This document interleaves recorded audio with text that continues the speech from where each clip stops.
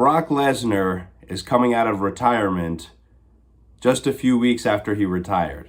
Not cool, don't like it. And I know he said, oh, he's still retired, but he's just going to come back and wrestle Oba Femi. That's not how this works, okay? It's like at WrestleMania, Oba defeated Brock in decisive fashion.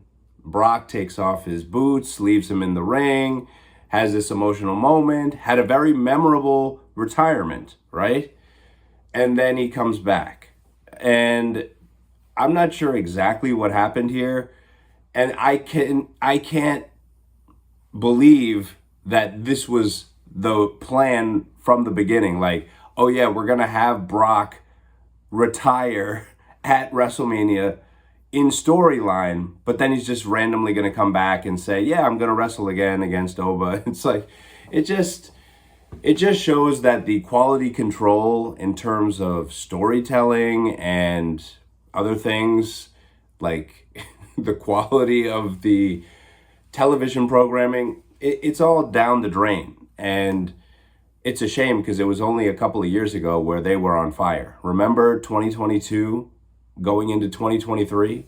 I mean, the time period between WrestleMania 38 and 39 was amazing. And I don't know what happened after that. Then they've just been running on fumes after that. I mean, think about it. Even Roman Reigns and Jacob Fatu is really sort of a feud running on the fumes of the bloodline. And don't get me wrong, Reigns and Fatu are excellent performers, and I have no problem with them having a feud and having matches. It's great. It's probably one of the best matches we can ask for is Reigns versus Fatu. But this is what I'm talking about. It's like they haven't really had any groundbreaking stories or ideas in about 3 years, maybe. And Lesnar just coming out of retirement with such little fanfare is just lame. I mean, it gave a good surprise to that live audience when Lesnar ran in and F5'd Oba Femi, and that got a good pop and a good reaction because obviously everyone thought Lesnar's gone. But I don't know what exactly happened. I mean, I don't know if the agreement is that he's supposed to retire at SummerSlam, which is going to take place in Minnesota, his home state.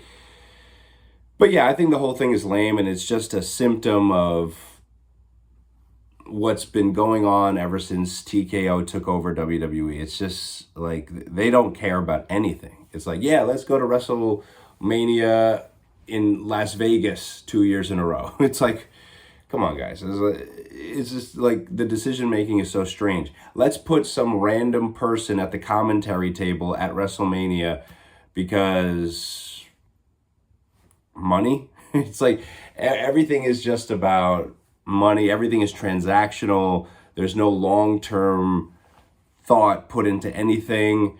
And it's a shame because the wrestling that I grew up on was all about storytelling and creating, memorable television. And that's not really what this is. I mean, everything is just forgotten. Like, I don't even know what was happening over the past year. I mean, I'm aware of what was going on, but it's like if somebody were to ask me what's the most memorable thing that happened in the WWE within the last year, I would be like, nothing really. Maybe the CM Punk Roman Reigns match at WrestleMania was really good.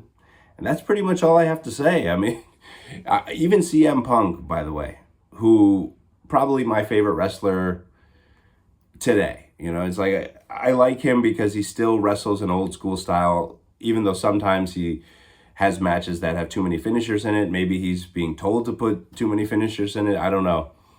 But that match at WrestleMania reminded everybody, like, yo, this is how it's supposed to be, that match with Punk and Roman. But even Punk over the last year, it's like, I mean, and it's not his fault. It's just like, what are they doing with him? I mean, nothing particularly. I understand he was world champion, but it's like, feuding with Seth Rollins and by the way, the Vision in general is just like, what's wrong with that group? I mean, that's the lamest group I've ever seen. I don't care about the feud between Seth Rollins and Paul Heyman and Braun Breaker and Bronson Reed, Logan Paul, Austin Theory. It's just a bunch of what? It's just a waste of time for all of them. They could all be doing better things, and all of them got injured, except for Austin Theory. But, he just comes out on the programming and is just like, whatever. But anyway, Brock Lesnar. Brock Lesnar, do I think it's going to be Brock versus Oba in Clash in Italy? Brock wins, and then they go to SummerSlam where Oba finally puts Brock Lesnar down for good. Yeah, that's probably what's going to happen. But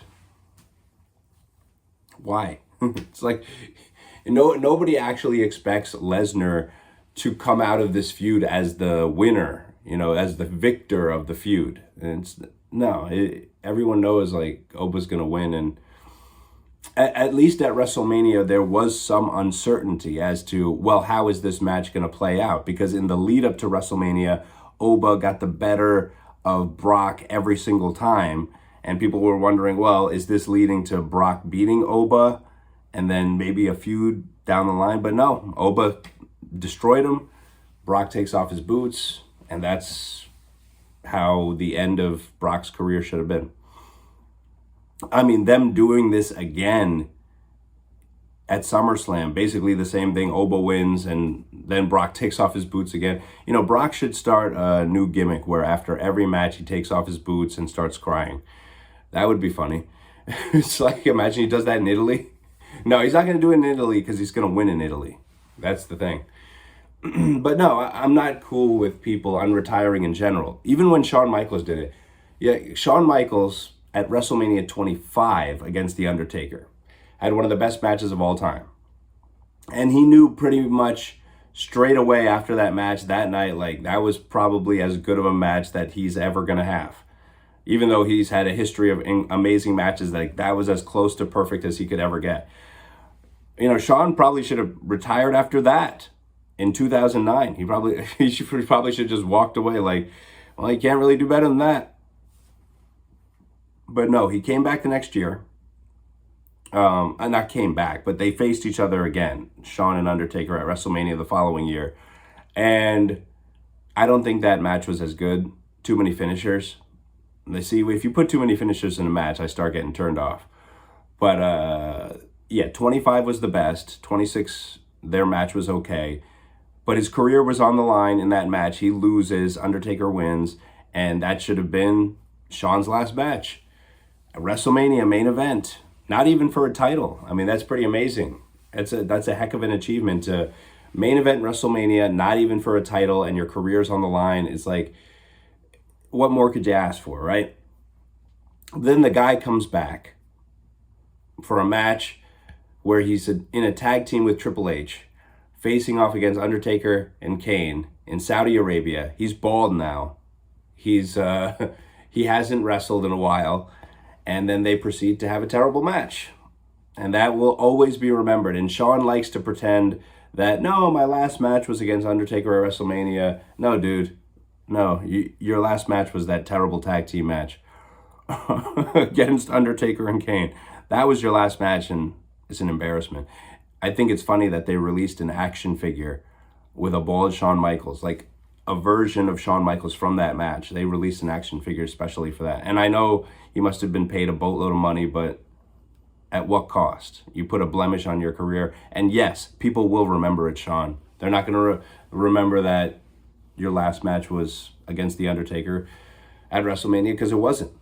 It was that lame tag team match in Saudi Arabia. And Lesnar could have went out in a big way at WrestleMania, and everyone thought that probably was the right way to do it. And now he's coming back again.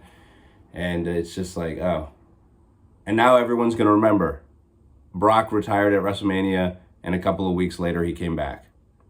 It's like they're always going to, work us, I guess. Remember the Seth Rollins knee injury angle?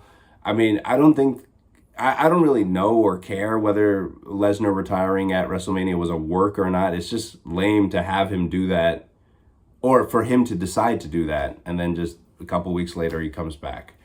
And it's just, I understand it's pro wrestling, but this is why people tune out. This is why people just like, kind of like me, it's like I'll watch if something is worth watching, but like I watched the Roman Reigns CM Punk match at WrestleMania. I didn't watch any of the other stuff that happened during WrestleMania. I saw highlights, but that's about it. Like I'm not going to sit down and watch, all the advertisements that they shove into the programming and all of the matches that are mostly just unwatchable and lame and boring anyway. There's no excitement in the stories they're telling. I mean, really, is anybody doing anything interesting in the WWE right now? Not that I can see. Not that I can see, no. And like even Jacob Fatu, who is interesting, but this feud with Roman, I don't know if it's going to help him because, I mean, I could be wrong. I mean, if he faces Roman Reigns at Clash in Italy in Tribal Combat and he walks away with the title, I mean, either way, it'll be okay because, like, the stipulation is that he has to, like, basically become Roman's protege if he loses. So, I mean, that is a story and it's okay, but it's just like, when you compare that to what we've seen in the past, like just a couple years ago with the Bloodline story with Sami Zayn and Cody Rhodes chasing the championship, the storytelling back then was great. And obviously, if you go back even further to my favorite time period, the Attitude Era, which I still go back and watch stuff from that time, everything was better. Everything was better. And anyway, Lesnar should have stayed retired. I mean, if he's going to do something like that at WrestleMania, he should have done that. Now it's just like, I'm not even excited to see Brock, even though I like Brock as a wrestler. I do. I one of the greatest, one of the most entertaining, intense, exciting wrestlers ever. Am I excited to see Brock and Oba again? No. Am I going to be excited if they do it a third time at SummerSlam? No. Because really, they only needed to do it once.